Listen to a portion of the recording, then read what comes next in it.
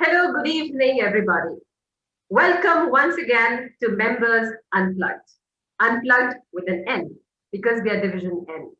I'm Mayuri, Division Director, Division N, District 98, and I welcome you all to this episode.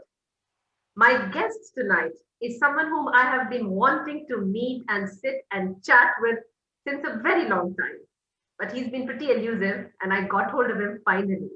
And so I really look forward to having this chacha with him, where we don't talk about Toastmasters, we don't talk about his professional life, but we get to know the person that is Tushar Joshi. Tushar, Toastmaster Tushar, is a member of Toastmasters Club at Persistent Systems Nagpur. Hi Tushar, how are you? Hello, I'm good, thank you. The long overdue talk that we have to have since a very long time. Yes, sure. I know. Glad- So every time we've met, it's been because of Toastmasters and the meetings, and we all talk only about Toastmasters. But then today, I would love to know, in fact, my viewers all across who will be seeing, we would love to know you, Tushar, and we'll come to know many aspects about Tushar. So for the benefit of all my viewers, I would like to say, Tushar is a civil engineer by education, but he's a software architect, and since more than 20 years, Tushar, is that so? yes, more than More than 20 years into software. So how did this switch happen? I mean, civil engineering and moving to software, and how did this? And you've been doing it pretty long, huh? 20 years is really credible. So tell us how this happened. yes. It's actually a serendipity for me. It happened and it was a sweet accident. In my final year of civil engineering, there was a subject called as concrete mix design, and I wanted to create a project for it. And I thought, okay, there is a empirical formula for designing concrete mix. So there were ISO charts from which we used to pick up the numbers and figure out those things. That can be created as a software. That was my first thought. And I was knowing nothing about it, nothing about softwares. I was civil engineer student and learn. So there was just a Fortran language which we used to learn. And that was just for some number crunching. It was nothing like software development. But to create that software, I started learning C. And that changed my track totally. Because while I was learning C, and then I created that software using C language. And when I was actually typing that C language thesis in one of the computer institutes, that time we used to go to some computer institute. Even we don't have laptops or desktops at home. It was around 1993. There were no Yeah. So that time I went to an institute and I used to type my C program, and that institute person, he saw that I was quite good at C programming, and he just asked me, can you teach a C class for us? I teach my MS Office, can you teach C? I said yes. And I was studying and I was also teaching C in the morning like that. And now then I created the whole software concrete mix design in C. But that changed the whole process because it introduced me to a new world. Like in civil engineering, we create designs and we build buildings. So, but that change in the design or change in the innovation of that field is slower. And in computers, you have a new day every day. So every day you can create something new. And that was fascinating for me at that time to start with. And that just and you never stopped. And you never stopped. Once you started, and your civil engineering went. It's like long pause. Do you ever feel any kind of regret of not having taken up a career in that direction? No, not at all.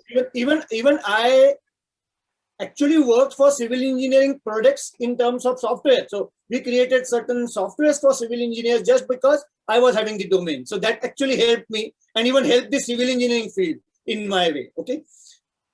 So no regrets. Wonderful. So, when you talk about I think 92, 93 you mentioned, and I go back also to the same period. And I remember when people used to talk about language, for me, language is always either English or French as a language. So when people used to say computer language, it used to be so alien to me. And today it's the most, of course, all youngsters are coding at 6 and 7 years of age. So yes, the times have really evolved, really evolved. So Tushar, I read somewhere, in fact, I've attended also your icebreaker speech, and I was very, very intrigued by this streak of curiosity that you have in you. And what you mentioned in your speech was that you'd gone once to the cobbler and you saw him repairing shoes. And you observed, learned, and you started repairing your own shoes. You went to a bookbinder and you started binding your own books. And then you went to the hairdresser, the saloon, and you learned how he cuts your hair.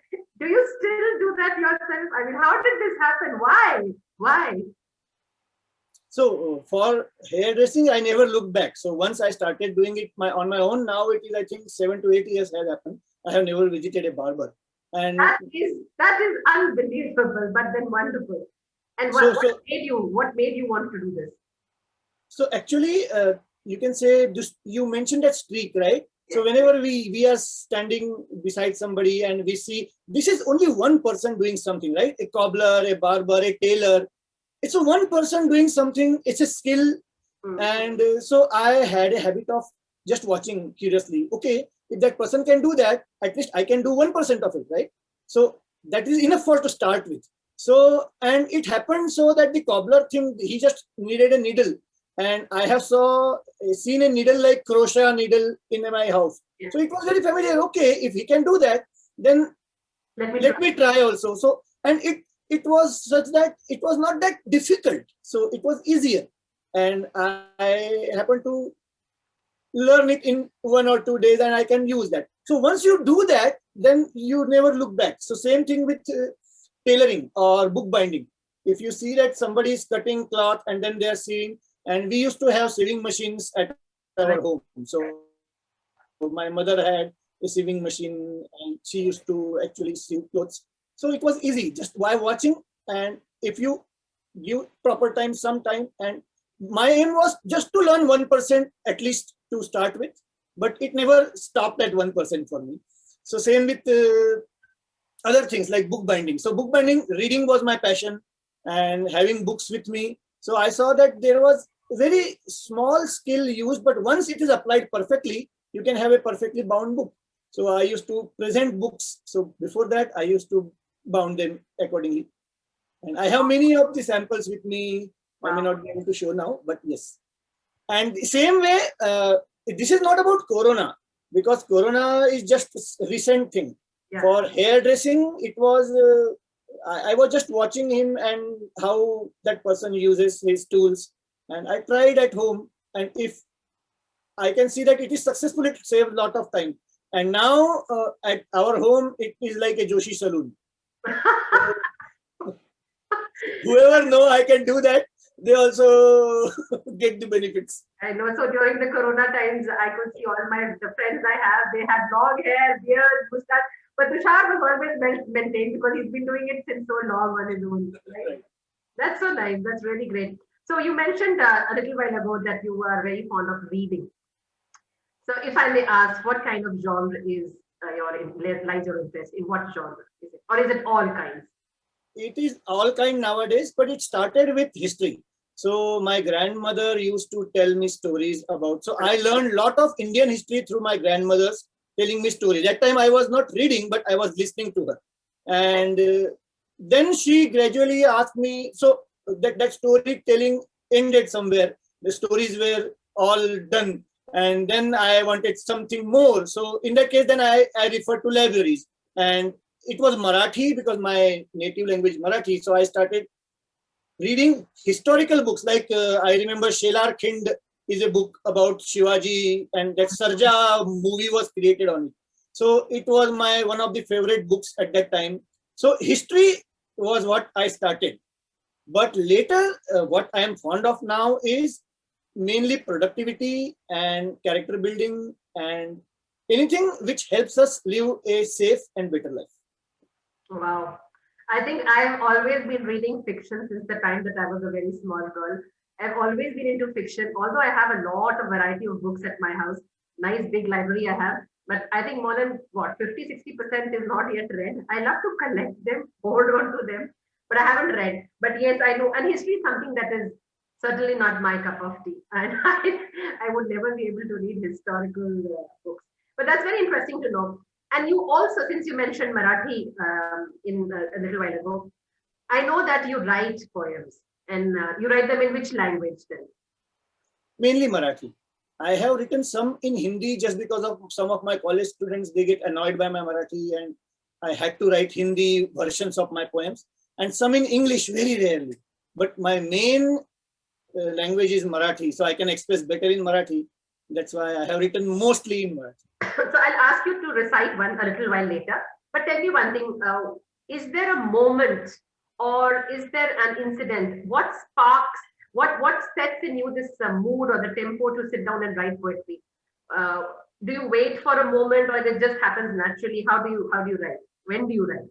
Yeah, so it may be different for different people. I will tell you what drives me. So whenever I am talking with anybody and they share something passionately with me, I can write that moment as if it is mine. Oh, So it is some way of sympathy or empathy with that person.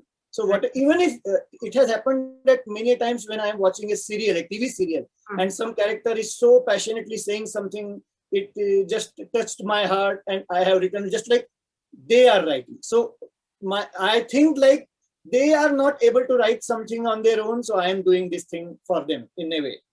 So that has happened many times, and that is my prime driver.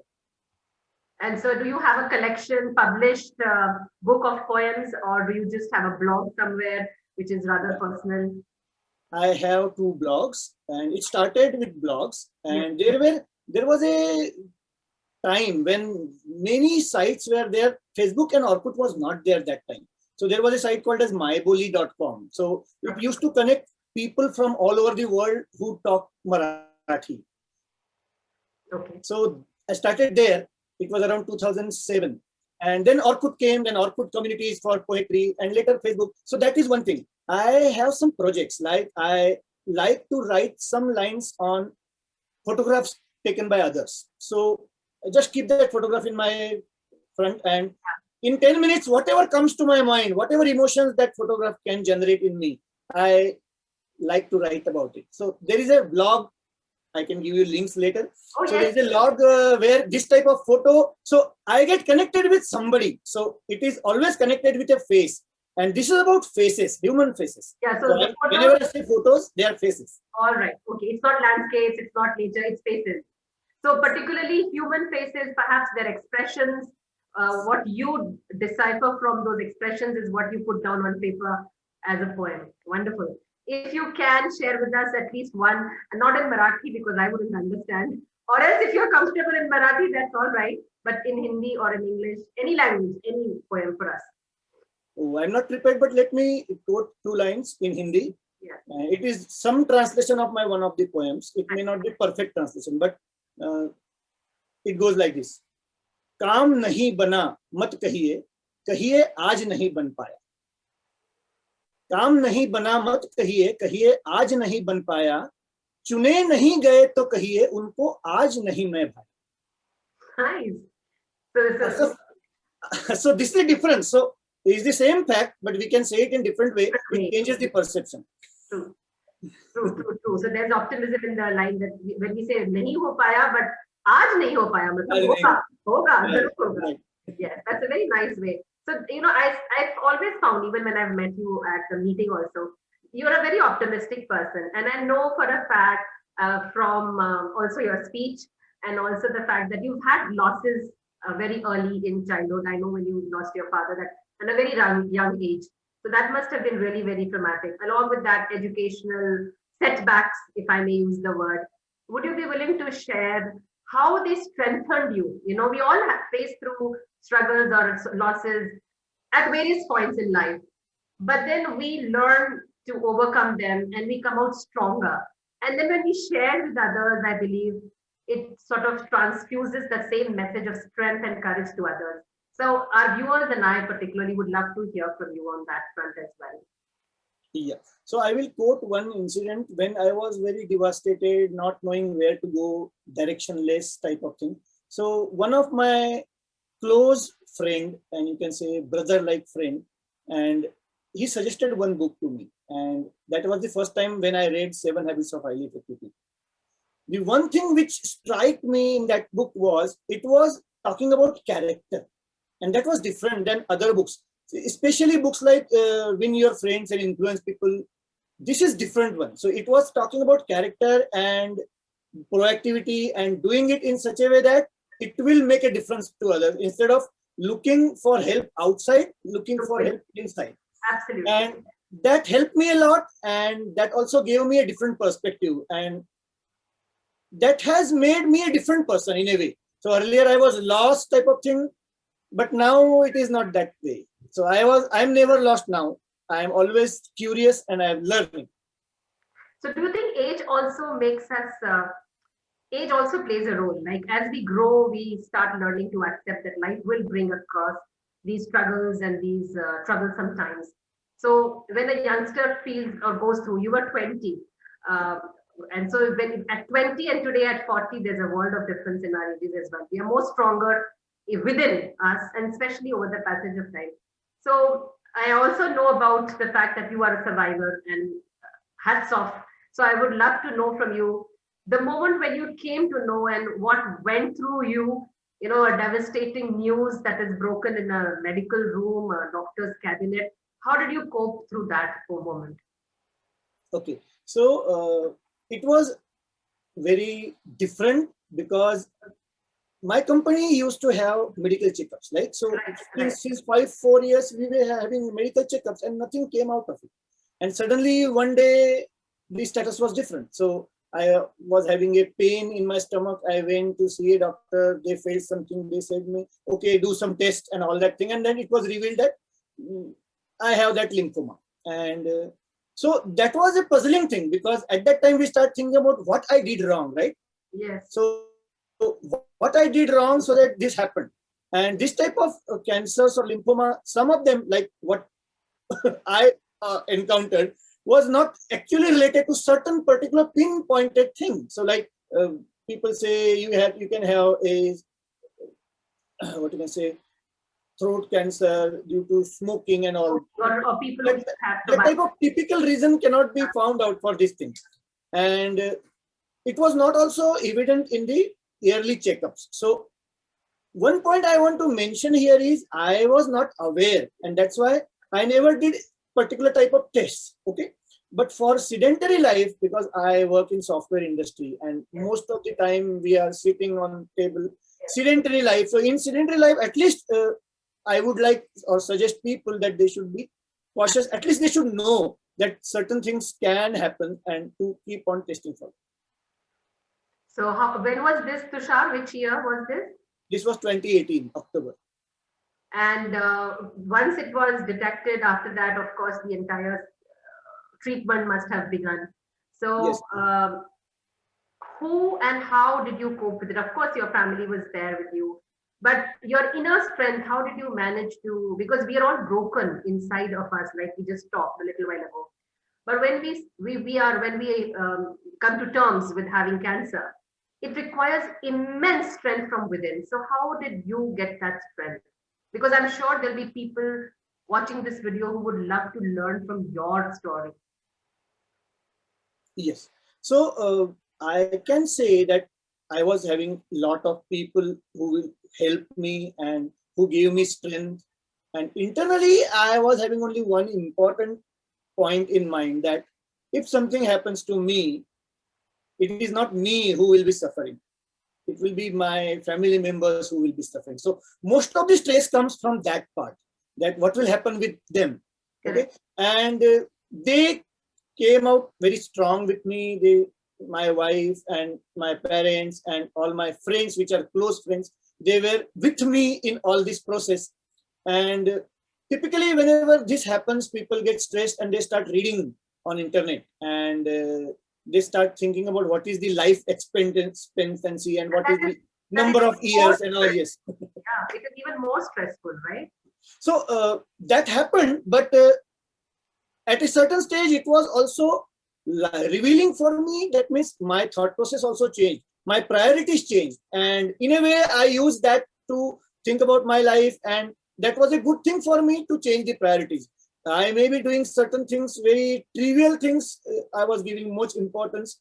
My way of giving importance or priorities changed in such a way that now I am thinking about certain different things. like they may be more important for my remaining life in a way. So that helped. Yes. Yeah. What major changes have you made in your lifestyle actually after your recovery? And Yes. something that you would really want others also to, sit up and take notice right away. So what major changes have you brought about? So major change. At least Not three things I major, can quote. yeah, not major. Three things I can quote immediately. One is I started learning about what has happened to me and how others have coped it. So one important thing what I found is in today's internet world, whatever disease you have, whatever category you have, exact same pattern you can find out on internet, and there are many people having the same type of disease, same type of ailment, and there are groups. So on Facebook, I found a group exactly similar with me. So there it helps that whatever they have overcome, whatever they have observed, and what benefited them can benefit us also. So it's a user group type of thing for what you're going through, and it helps a lot. So this is one important thing that I felt is we can use from the current technology world. Second thing is from the reading, everywhere they say that if you have better diet, you will be recovering soon. And better diet, we never think about it deliberately. So that changed in me. So I started thinking about, okay, what is a better diet? How can it be done? So that was the second thing. And third thing is the exercise. So I was not that much serious about exercise earlier. Now I'm particular, I'm more disciplined. I know that the exercise will have effect on me and it can save me. So that is what everybody says, no? We should exercise at least 30 to 40 minutes every day.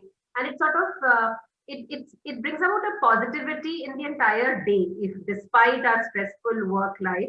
But if you exercise and if you have a good healthy diet, like you mentioned, all of that adds up to being a healthy life. Do you also practice meditation or something on the spiritual end to keep yourself even more strong from within? not directly, but I do some yoga steps.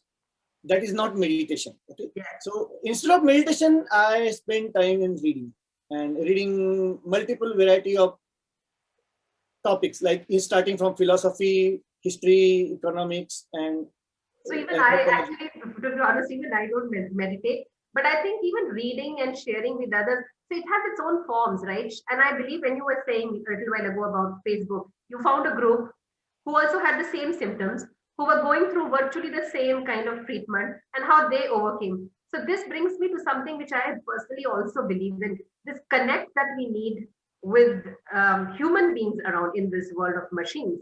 This connect that you found, this empathy that you were able to receive and give both to other survivors just like you. I think that is extremely important. And so communicate with people. I think the stress that you mentioned a little while ago, it is that which adds on, that adds on to the disease itself. So it's important to share and just be open about it, right?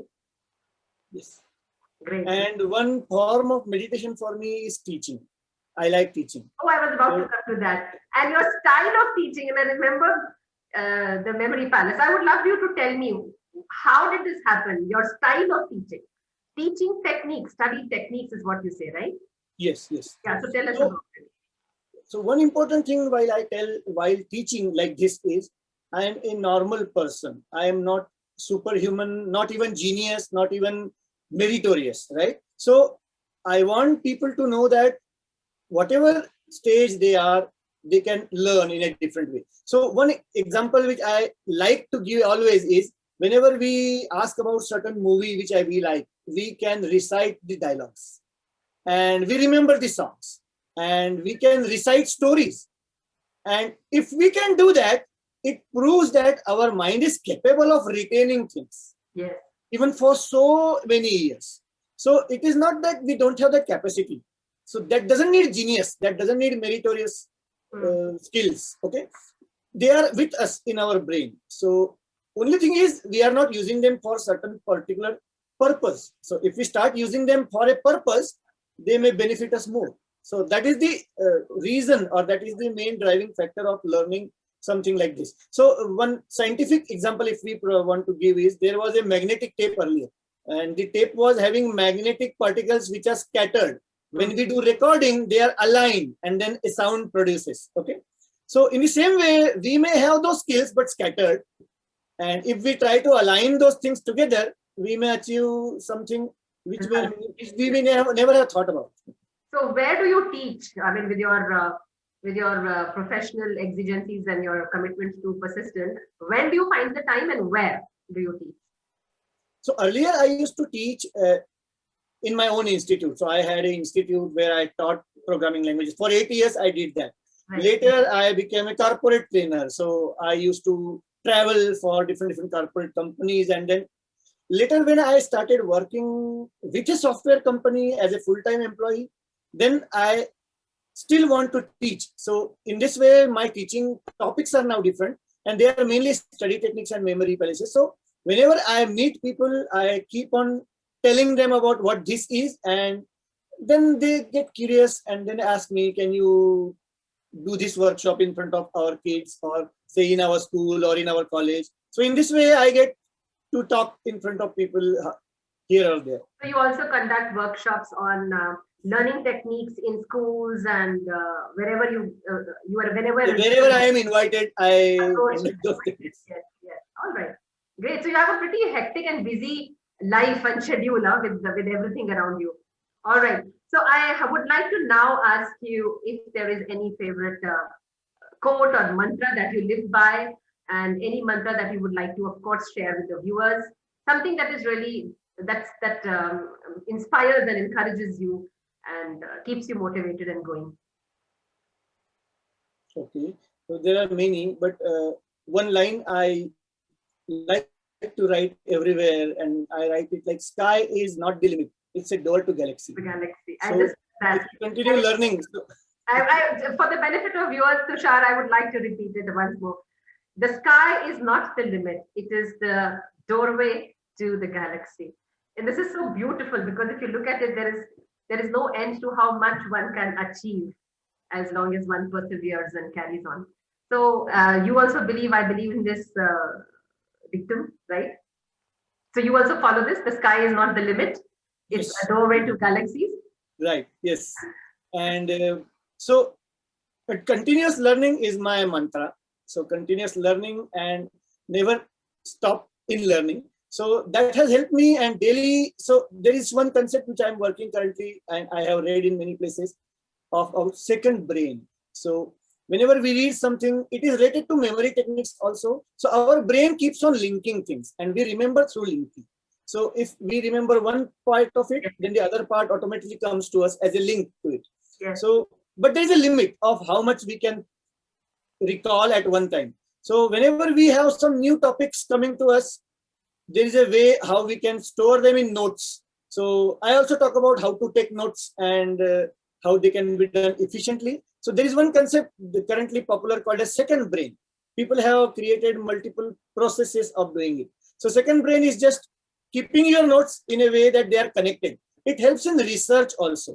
So if somebody is doing serious research in academia, then they can use this second brain. It is also called as Zettelkasten in German. Gosh. And so these are tips also for us to crack exams when our students have to. They can help, yes. Very interesting. I hope viewers are listening to this, because we would love them to learn from you these techniques, actually tips and techniques to help them memorize, to help them. They, like you said, they have the potential. It's there, but it just needs to be perhaps aligned, like you mentioned, correctly. Yes. Great, wonderful. So I will remember to tell others about this as well, and maybe, yes, get you to share your tips with the youngsters around, all those who are listening to this video. All right, and so Tushar, is it okay? Do I have your permission to share your phone number with our viewers? Yes, please. And I always am available on emails. So phone number or WhatsApp message, whichever is passive communication, it's helpful. We can reply in our own. So for the benefit of viewers, Tushar's phone number, he's been very nice and he's shared it with us. It is 9822220365. I repeat, 9822220365. You can find him also on LinkedIn, on Facebook, on Instagram. You can also search for his poetic, artistic skills as well under the pseudonym of, that is Tushki Nagpur. Tushki Nagpuri. That's very cute, actually. All right. So it was wonderful having you with us, Tushar, getting to know you. And I hope viewers, myself, we are all inspired by the courage that you have shown. And we really wish you all the best of health and happiness throughout your life ahead, also in your career, of course. And I look forward to meeting you sometime in person. All these Zoom calls are getting too much. So let's hope that things get better and we meet in person. But thank you so much for this wonderful conversation with Nplugged. Thank you. Thank you. I also like this discussion. Thank you so much, Tushar. Stay safe. Bye-bye.